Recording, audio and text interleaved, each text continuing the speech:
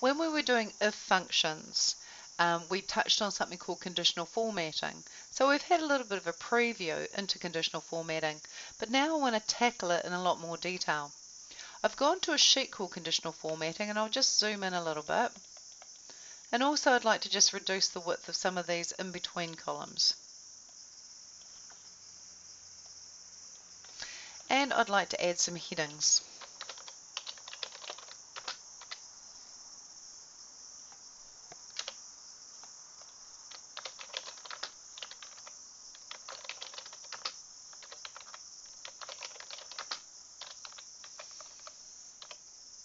Oops.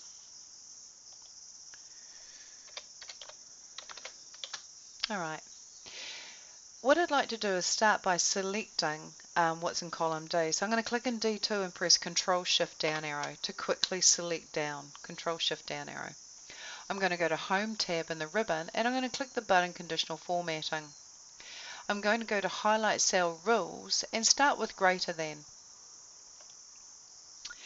I want to format values that are greater than 1,000, so I'll type 1,000 in the first field. We've looked at the fact that we can accept yellow, green and red, but now I want to create my own custom format. When I go into custom format, I can choose that I want bold, I can choose that I want, say, bright red, and I can also choose that I want a yellow fill, and I'll go OK and OK. So I've applied one conditional format that says any value in the range D2 to D11, if it's greater than 1,000, it's to be bold red font with a bright yellow background. We learned earlier also when we were doing if functions that you can overlay up to 64 conditional formats on any given cell. So I'm now going to put a second one on. I'll go conditional formatting, highlight cell rules, and this time less than. If a value is less than 1,000, and I'll go into this drop down here and choose custom format and back to font. I want to format it as bold and I want it to have a blue font and I want it to have a white fill and OK and OK. So that's my second conditional format applied to that range. I now want to apply my third conditional format, conditional formatting, highlight cell rules, and this time equal to. If a value is equal to 1,000, I want to apply a custom format. I'd like to have a font that's bold and that's green. And I'd like to have a fill that's grey. And OK. And OK. So now I can click and see that clearly anything less than 1,000 is blue, anything equal to 1,000 is green, and anything over 1,000 is red. I can test the values by typing 1,000 in one cell, and it automatically goes green. Typing 1,001 and it goes red, 999 and it goes blue, and so it seems to be working. So that's one way of applying conditional formatting. But there is also the ability to apply what they call icon sets. And so I'd like to apply icon sets to what's in column F. I'll click on F2 and press Control Shift down arrow, and I'll go to conditional formatting and choose icon sets. There's a variety of icon sets, directional, shapes, indicators and ratings to choose from, and as you roll over them you can actually see what's happening in column F. I might just randomly choose any particular icon set, so I'm going for indicators, three symbols uncircled.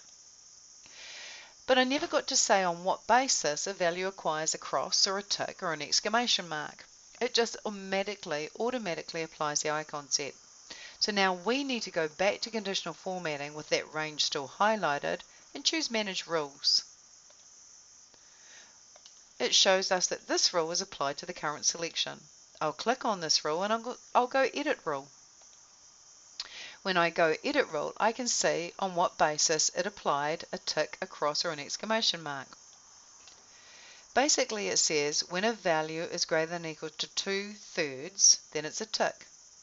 When it's less than 2/3 and greater than 1/3, it's an exclamation mark, and when it's less than 1/3, it's an X. I want to change that completely. I'm going to change both types to numbers.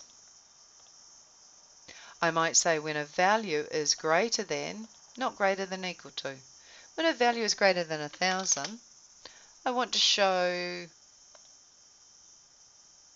a red X.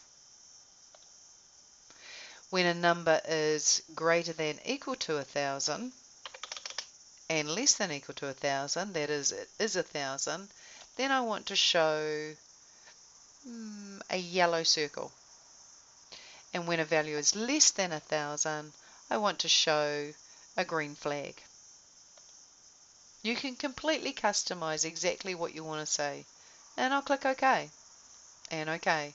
If you wanted to extend the range actually, you could also extend this range here, but I'll go OK. So now you can see when it's greater than 1,000, it's a cross. When it equals 1,000, it's a yellow circle.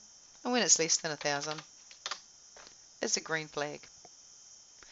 Not only do you have icon sets, but you also have, let me just click an H2 and go Control Shift down arrow, you also have data bars or color scales. Let's start with data bars. I'm going to go for data bars and I'm going to go for this red option here, this red gradient fill. When I click it again, I don't get to say on what basis it looks the way it does, so I'll go into Conditional Formatting and I'll go Manage Rules.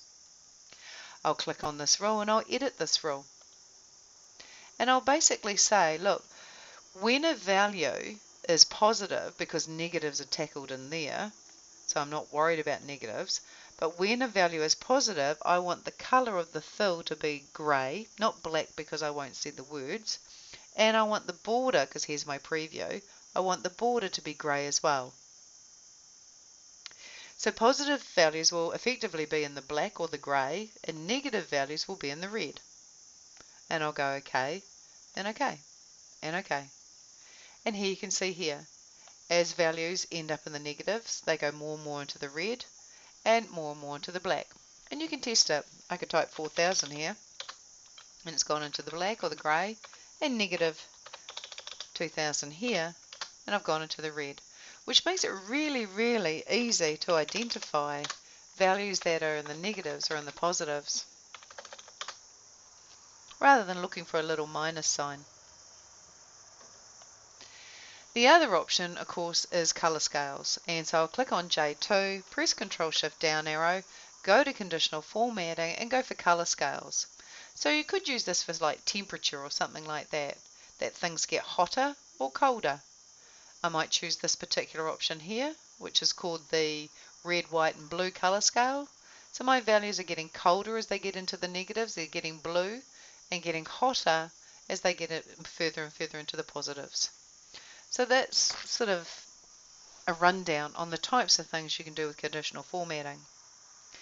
You can also filter and sort by formatting, and this is not just restricted to conditional formatting, this is any sort of formatting. So for example, I might click on this list here and I might turn on the filter, and we added this icon in the stage 1, or you can go to this button and choose filter. But now that I've turned on the filter, I have a drop down, and I could actually filter by color.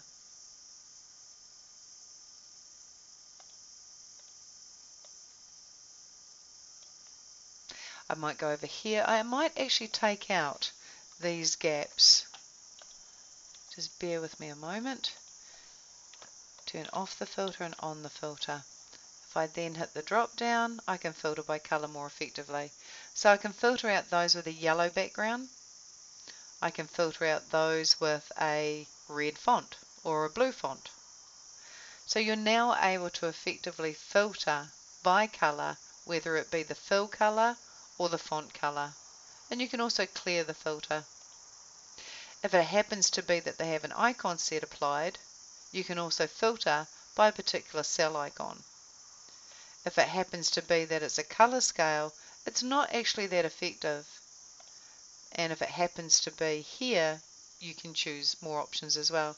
So you can actually filter and sort by formats, not just conditional formatting.